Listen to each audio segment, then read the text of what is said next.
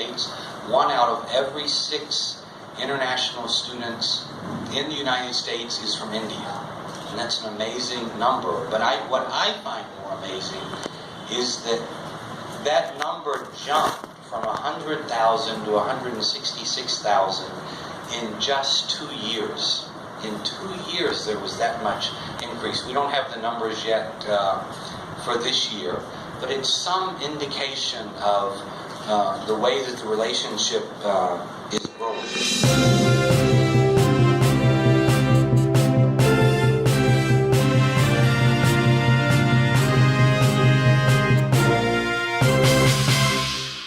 We've all heard of Sundar Pichai, the Vice President of Google, Satya Nadella, the CEO of Microsoft, Shantanu Narayan, the CEO of Adobe.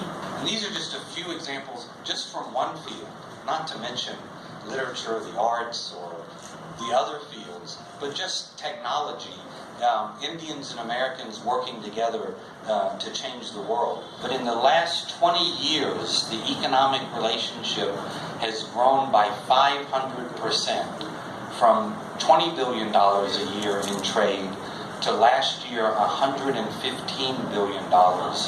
Today would still not put India in the top 5 of America's economic partners, which is to say there's a lot of room for growth in the economic relationship, and it will be students like those here today who help make that growth a reality.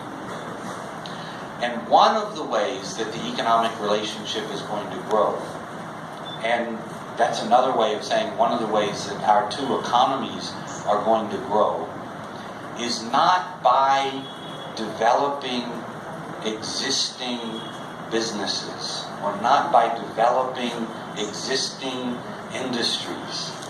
For India's economy, for America's economy to move to the next level, and for our trade relationship to move from 115 billion to 500 billion, depends on creating new industries and new technologies and new sectors, things we have not yet even begun to imagine. And it will be students like these here today that invent those technologies and develop those ideas and move our economies to the next level.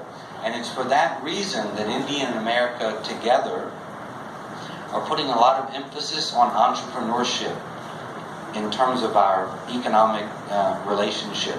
So in the end of November, for example, India and the United States are co-hosting a global economic summit.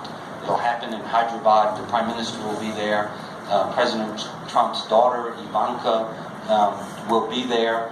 And it's a way for India and America to work together on an international stage to promote the idea of entrepreneurship.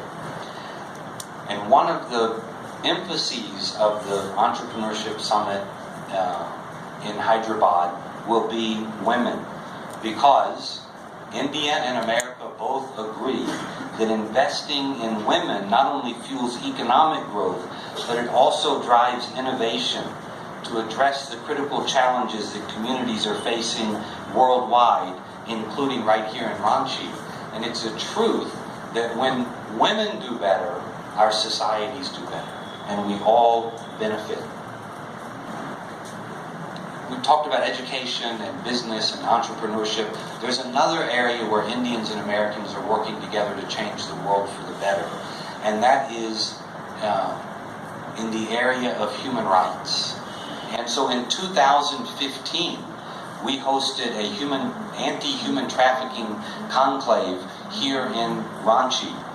And the high point of that 2015 conclave was the Honorable Jharkhand Chief Minister Raghupar Das's announcement that his government would introduce legislation to make the registration of domestic labor placement agencies mandatory under the Placement Agency Act. That's why I'm happy to see all of you here this afternoon for coming out to participate in this discussion. It's an indication of your care and concern. and it also demonstrates that you want to be a part of the change and leading the change.